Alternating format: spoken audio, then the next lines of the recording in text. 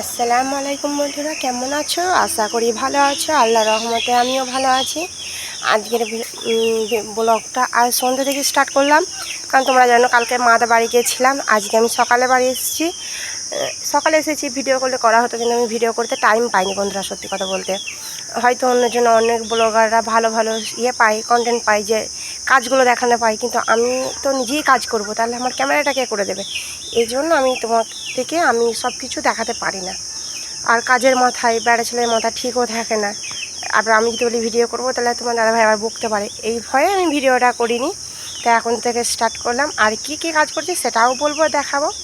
আর মুরগিগুলোকে কালকে বাঁধা ছিল, তোমরা তো জানো, দরমায় ভরে রেখে গিয়েছিলাম সকালবেলাতেই।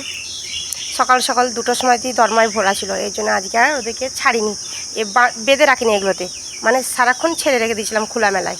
এই যে ওরা আজকে সারাদিন মানে উড়ে উড়ে বেরিয়েছে। আর ছাড়ি ঠিকই, রিক্স নিয়ে ছাড়ি, আজকে প্রচণ্ড ছেড়েছিলাম রিক্স নিয়ে, কারণ এদের পিছনে 4-5টা কুকুর লেগেছিলো। শুধু এদের পেছনে এখানে ধাড়িগুলোর পেছনে কুকুর লাগছে, ধরে খেতে যাচ্ছে বন্ধুরা, এত বাজে এখানে কুকুররা। আর এই যে আস্তে আস্তে দরমায় ঢুকে পড়ছে। এই যে লাল ধাড়িটা কোথায়? লাল ধাড়িটা তো এখন আসলো না, কে জানে।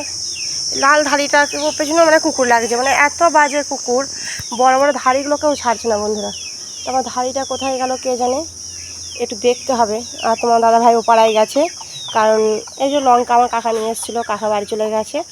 লঙ্কাগুলো আমি বললাম রেখে যাও, কেউ না কেউ চাইবে, তাদেরকে আমি দিয়ে দেবো, এই জন্য এগুলো রেখে গেছে। আর একজনা বলেছিল লঙ্কা নেবো, তাদেরকে আমি মেপে দিলাম, সেই জন্য তোমার দাদাভাই দিতে গেল। আমি বললাম দিয়ে এসো, সে দিতে গেল। আর লাল ধাড়িটা বন্ধুরা তোমাদেরকে আমি শুনতে পেয়েছি আওয়াজটা, এই যে লাল ধাড়িটা কুরুক হয়েছে বন্ধুরা, এই যে গজের আছে বসে।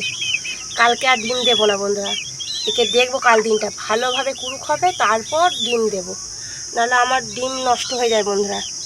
ডিম দিয়ে কুরুক হয় বন্ধুরা, ডিম দিয়ে দেবো, 3-4 দিন ভালোভাবে তা দেবে, দিদিকে আর তা দেবে না। আর বাকি ডিমগুলো সব এইভাবে আমার নষ্ট হয়েছে, 20 পিস ডিম আমার নষ্ট হয়ে গেছে, এই জন্য একে 2 দিন দেখবো, তারপর ডিম দেবো। এই যে কুরুক হয়ে বসে আছে, নাহলে তো এই বাচ্চাগুলোকে তো ঢুকতেই দেয় না। তোমরা তো অনেকবার দেখেছো, মানে বাচ্চাগুলোকে ঠোকরে দিত।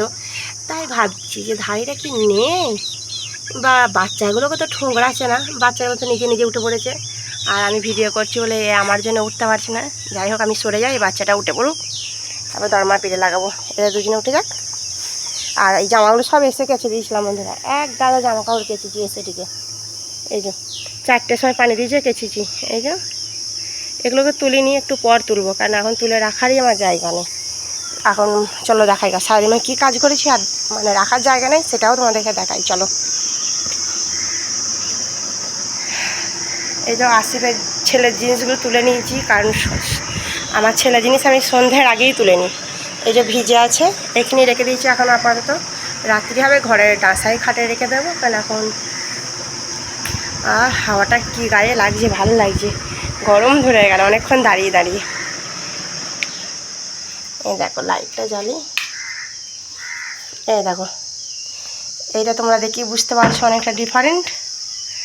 এই দেখো বুঝতেই পারছো, তবুও বলি আমার খাটটা ছিল উত্তর দক্ষিণ, এই যে উত্তর দক্ষিণ করে রাখা ছিল, আমি এখন এই যে পূব পশ্চিম করে দিলাম।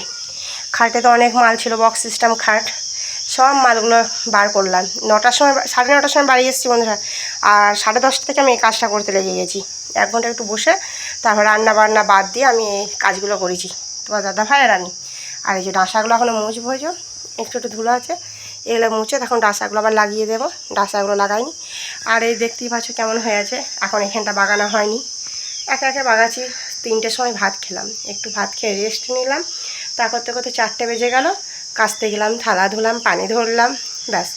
এই যে আমি এইখানে এখন এগুলো মুছেছিলাম, দেখা উঠিয়ে একবার, এই দেখো এগুলোতে এত ধুলো পড়েছিল, আর মানে টিকটিকিতে পটি করে দিয়েছিল, সব বাগালাম, এদিক ওদিক করে বাগিয়ে এখানে এখন ব্ল্যাঙ্কেটটা রেখে দেবো আপাতত, এখন আর কাচা হয়নি। কাল আমাদের পরব, তোমরা তো জানো বা অনেকেই জানো না, তাই বলি কালকে আমাদের পরব, কালকে আর কাচবো না, পরবটা হয়ে গেলে কাচবো। এই যে কত পরিষ্কার করে রেখে দিয়েছি। আর এখানটা ধুলো পড়ে আছে দেখো বন্ধুরা, একটা ঘর ধুলো দেখালে তোমার তো বলবো অনেক ডুকলা, কিন্তু বললেও কিছু করার না, এখানে অনেক কিছু রাখা ছিল, এগুলো খাটের মধ্যে ভরে দিয়েছি, কারণ এখানে আমার গিফট মাল অনেক ছিল রাখা, এগুলো খাটের ভরে দিয়েছি, তাই জন্য এরকম ধুলো লাগছে। এখন আর কিছু করব না, এখানটা কালকে সকালবেলা বাগিয়ে নেব। কালকে আমাদের আবার পরব, যাই হোক পরবে সবাই নামাজ পড়তে চলে যাবে, তখন আমি কাজ বাগাবো। আর আসিফ যে বোম কিনেছিল, বোমটা তো ফাটাইনি।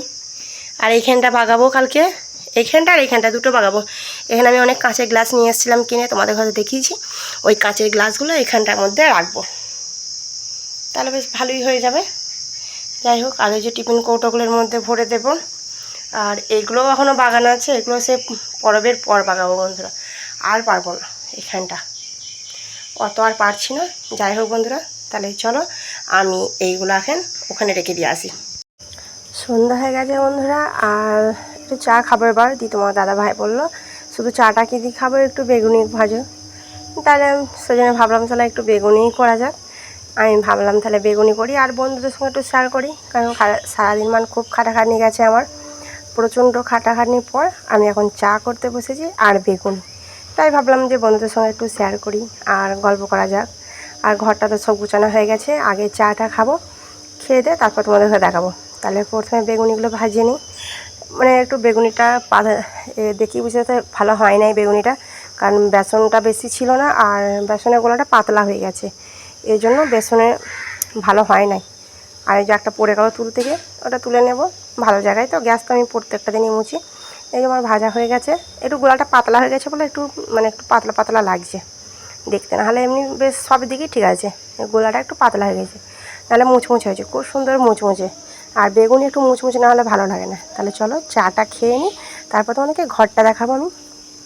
এই যে আমাদের চা খাওয়া হয়ে গেছে, আর এই দেখো ফ্যানটা চলছে, এই দেখো ঘরটা কত সুন্দর লাগছে দেখো বন্ধুরা। খাটটা এদিকে ঘুরিয়ে গুছানো হয়েছে বলে বলবো না যে সুন্দর, আমি ভালো গুছাতে পারি না, যেমন পারি সেরকম গুছিয়েছি। আর খাটটা ঘুরানোর পর আমার বেশি ভালো লাগছে বন্ধুরা। এদিকে এদিকে ছিল তো খাটটা কেমন জাম পাড়া লাগতো ঘরটা, আর এদিকে কত সুন্দর ফ্রেশ লাগছে। এই যে সব গুছিয়ে রেখে দিয়েছি। এই যে এখানে ব্ল্যাঙ্কেটটা এখন তুলে রেখেছি, আর ওখানে ধুলো নাই, মুছেছি। আর আমি প্রত্যেকটা দিনই মোছা করব।